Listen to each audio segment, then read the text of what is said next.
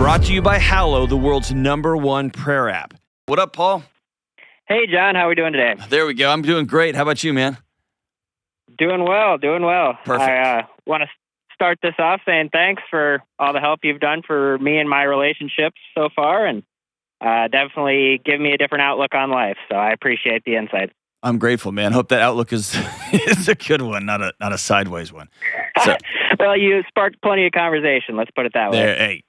There we go. What's up? Well, I am hoping you can help me a little bit more today. Okay. I am a recently married man, and that, as you know, comes along with plenty of changes in life. No. I'm just kidding. I'm learning again that I don't quite have it all figured out, but that's, I am at this point looking for ways that I can grow in my personal emotional intelligence and strengthen how I can connect with my wife emotionally. That is definitely an area I have struggled with in adulthood. It's a area I'm not too familiar with, but I'm hoping you can give me some tips or something to strengthen that area of my life. Yeah, man. So you used all the right, good counselor-y words, or like the internet-y words. Tell me what you're really struggling with, like day to day. Yeah, well, I guess that's the interesting thing is I really don't feel as though I am struggling. I feel like everything's pretty good for me, and I think I am there in many of the ways I need to be, and it's just a common theme that I hear from my wife, which is, you do all these things, you're so great in so many areas, but the one thing that I'm not quite getting from you that I wish I could was this emotional connection. And I guess I come from a family that's not very outward with our emotions, to say the least. And Okay. She comes from one that is very emotionally expressive. And so that is like two different worlds colliding right there. And I'm not really even sure how to navigate that. So Yeah, that's a great collision there in your house. And I guess if she was on the phone here, I think there's a tendency with people who are over emoters and over talkers. And you are currently talking to one right now. Yeah. I'm mostly speaking hyperbole and mostly a lot. They can. I have an office, little officey, I don't know, complex. There's a bunch of us in this one big giant room, and when I open the door, they can feel me coming in. They'll all yell, "Hi, John," before they even see me around the corner because I just come in such a lot. Okay, it is easy for people like me, like your wife, to think we are somehow elevated or superior to those around us who are internal processors, who are quiet or introverts. There's a great book, and I forgot the author off the top of my head. It's called Quiet. And it may be a book that y'all read together. It's really a phenomenal book. Kelly, can you look up who wrote that book, Quiet? She'll grab the author. But here's the thing. I want you to know I don't think you're doing anything wrong. Okay. Or you're not somehow malfunctioning unless she is coming to you and saying, I can feel how angry you are, and you're refusing to talk to her. But that doesn't sound like that's the situation. No, not at all. It's more of like, I can be pretty straight-faced and still through about anything, even if it's an argument we're having and I don't know. It's like I am not very expressive with things, and I think that she can't read what I'm thinking, and then that kind of sends her into overdrive a little bit sometimes. Does she come from a pretty wild growing up? To say the least, yeah. Tell me about it.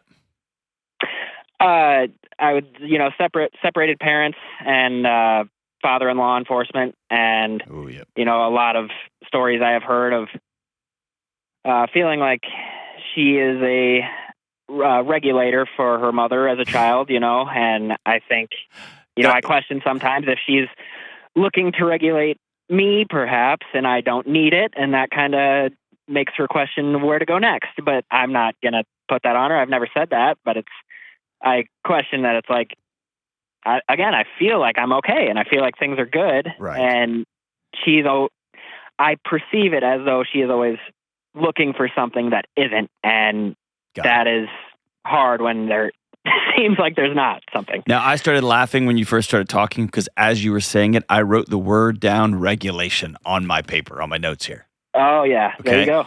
Yeah. So let's reframe it in this way. My guess is to some degree, and again, I'm throwing spaghetti at a wall here, but I think I'm right. Her being able to read a room kept her safe as a kid. For sure. That's how she knew when Dad had a bad day at the office, or if he was going to come in really angry. And his wife always was trying to ping pong around and figure out emotional regulation, and who and what and how. And you've listened to the show, so I spent my career. My dad was a policeman. I grew up with that world, right? And that's been my professional world too. So I can imagine she's always walking into a room trying to make sure she's okay to be there. For sure. And then you, Paul. And here I come. You're just steady Eddie, right? I like to think so, yeah. Yeah, and so here's the deal. Over time, you will be the gift that her nervous system desperately needs. Sure. And let's be honest, she's going to bring some joy and excitement and fun. It will never occur to you to jump up on a table somewhere and take your shirt off and make out and thank God you married her, right? For sure. Okay. You would just be like, let's look at spreadsheets and then go to bed, right? Like, whatever. Maybe not quite that extreme. I know, I'm being ridiculous. But here's the thing. Here's what I'm going to give you a couple of easy passes. But I want you to see her when she says, you're not being emotional. I can't read you. That's her asking, do you see me and am I safe in here? Sure, yeah. She definitely uses that safety word. Okay. So what I want you to begin to practice with her are ways that you can communicate to her, and remember, behavior is a language, that she's safe and she's loved.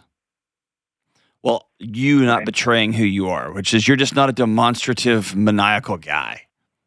Right. Okay? And so sometimes that is as simple as, and people sometimes roll their eyes, but the feedback I get all the time, I'm working on an app, right? The feedback has been hilarious because it's like, I never thought something this simple would be so transformative in my marriage.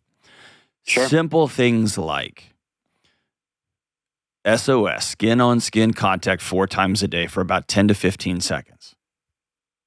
Right when you wake up, we're just going to touch feet under the covers. Or if you get up really early and she gets up a little bit later, or vice versa. Often people who are emotional regulators like her get up really, really early because their bodies just snap them up because they got to make sure everything's okay. And maybe you sleep in. Is that her? Yeah. Okay. Hard to go to sleep, easy to pop up and open awake? Correct, yeah. Okay. So when you get up, go straight for nothing else. I mean, obviously go to the bathroom, whatever, but before coffee, before anything else, put your hand on the back of her neck and give her a slow, long hug. Okay. And then right before you go to work, put your hands on either side of her face and just put your forehead on her forehead. And the first thing you do when you walk in the door after work, you make sure your phone is away. Yeah. And you just set down whatever you got, or when she comes in, I don't know your work schedules or whatever, but when one of you comes in, everything in your world stops and you go give her a 15-second hug. Sure. And then before bed. Even after y'all have been, like, if y'all had sex or whatever, like, even after all that, right before you go to sleep, before you just roll over and go to sleep, 10 or 15 seconds of just skin-on-skin contact. Okay? Sure. Yep. It touches a high regulator, especially when there is an energetic mismatch, if you will. Right. Okay. The second thing is I want you to press a little bit on being specific. Yeah. What do you need from me right now? How can I love you right now? I just need you to show something. Will you hold both of my hands and look at me? And she might not see it, but she'll feel it. Okay. Okay. And here's the third thing. You probably, at some shape, form, or fashion, want to try to solve her emotional dysregulation. Don't. Yep. Okay. I knew that was coming. Don't try to solve her. She's not a broken engine. In fact, she is a extraordinary ball of feminine energy in your house. It's awesome. Right. And so that is, let that light shine in your home and be so grateful that you married her, and coming as a part of that, having that be that amazing ball of energy and light in your house. You're going to get burned sometimes. That's fine. right. So, okay, so those sound so simple. Let's go for a walk. Let's do skin-on-skin contact. How can I love you today? You looking at her and saying, here's my promise to you. Anytime you want to check in with me, I'm okay, but you got to hold my hand to check in. Yep. Anytime you want to, we'll check in via hugs. Sure. Another thing for emotional dysregulated people, sometimes it's sex and sometimes it is it is amazing chit chat. Who makes dinner in your house? She does. Yep. Okay. Ask her if for 15 minutes you can just put all your stuff away and just sit in there and chit chat while she makes dinner. Okay. There is something about somebody being in another room while somebody's doing a project that begins to, the body gins up stories about what's going on in that other room and what's happening. And is he going to come in here? He's going to be upset. I don't know who I'm going to get when I get right. And it just kind of builds and builds and builds and builds and builds. And then you are so gracious that you just got home from work and she's making dinner and you plop down at the table and it's on. Sure. And you don't even like, what happened here, right? So walk into something I didn't even know I was. Hey, she's been in a fight with you for 45 minutes. You didn't even know she was there. Exactly. I find myself a few steps behind. Okay. Here is 2 things I want you to ask of her. Number 1, please do not have imaginary conversations about me. Right. Have them directly with me. Have practice, have the courage to have those conversations with me. And I will never make you feel small or little for asking those questions, whatever you're going to ask. Do you still love me? Do you think I'm beautiful? That's just her touching base and saying, am I safe here? Because I wasn't growing up, but am I safe here? The second one is ask her when you're giving her a hug or when y'all are making physical contact,